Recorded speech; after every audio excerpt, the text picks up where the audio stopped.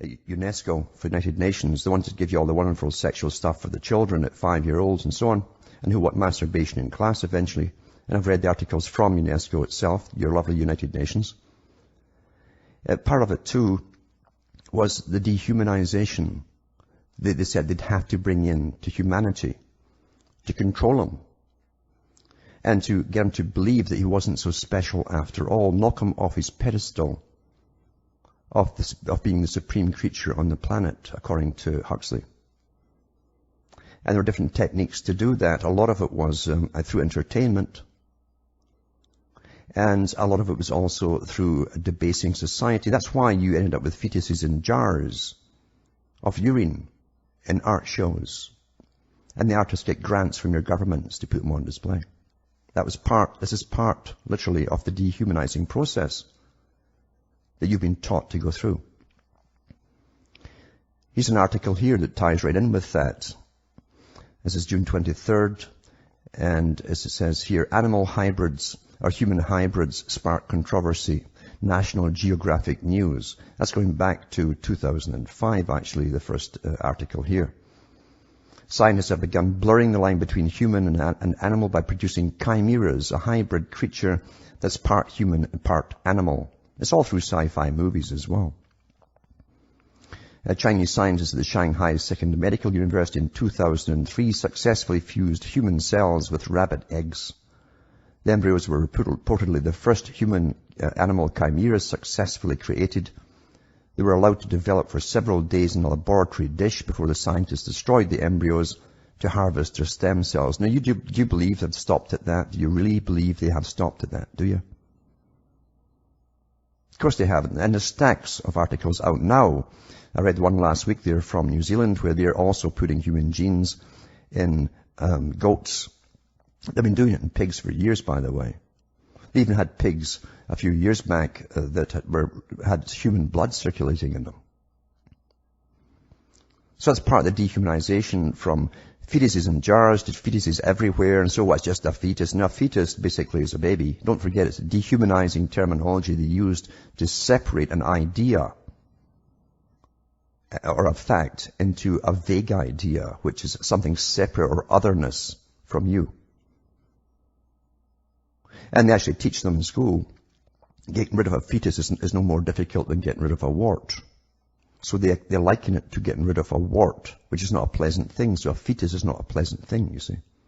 It's all psychology, basic. And whole generations have been brought up like this. So we take it from there, dehumanization, to the entertainment industry, which is all through it, of course. Now remember, Julian Huxley also said at UNESCO, along with Bertrand Russell, that they would sterilize the public. And that they would increase the sexual desire. In other words, multiple partners and promiscuity. The idea that no one would bond for life. If you don't bond, you won't stand up for anybody that you love, right? You'll create hedonism, which is self-love. And that's exactly what they've done. They both said that. Hedonism would be the order of the day. And people won't stand up for others who are being harmed, so they're also targeted. When it's their turn, doesn't want to stand up for them. It's beautiful for control purposes. So take all this together, and then fetuses in jars, the dehumanization of the term fetus as well. It's like calling an elderly person who's an elderly person one day in home, and then they get put into hospital, and they're suddenly a geriatric. You understand? Dehumanization. These are used all the time for psychological purposes.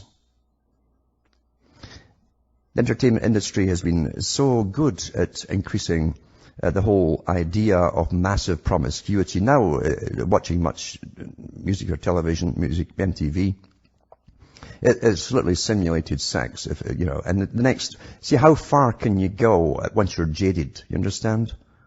When you're satiated with something, how far can you go to get a thrill? You have to outdo the last person to be a star.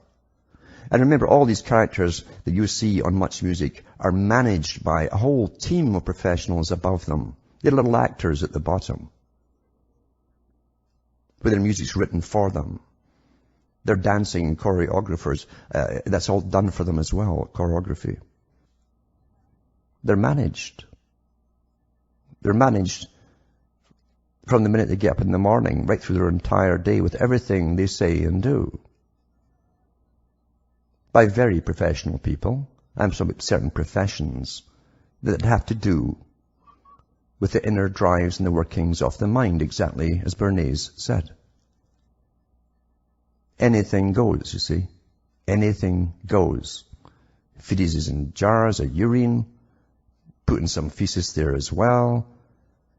Pay the artist, pay the artist for popping it in the jar. From the government grant money, because you know every government out there since World War II created a department of culture. Why would you create a department of culture if you all of you collectively are the culture? It's meant to alter you and gradually change you by pushing the envelope step by step to total degradation. That's why it's there. That's why each country, when they signed the UN agreements in 46, set up departments of culture, and they would fund all novelists. They would put politically correct stuff into their books, all movie makers, all script writers from the movies, and so on, right down to cartoon makers, funded by your tax money to brainwash you and degrade you down to what your governments want you to be. Easily managed and degraded simpletons. Totally dysfunctional. And perverted, by the way. You see, once you have a perverted society, no one cares what happens to the person down the street or next door.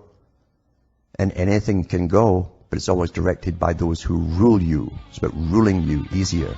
Back with more after these messages.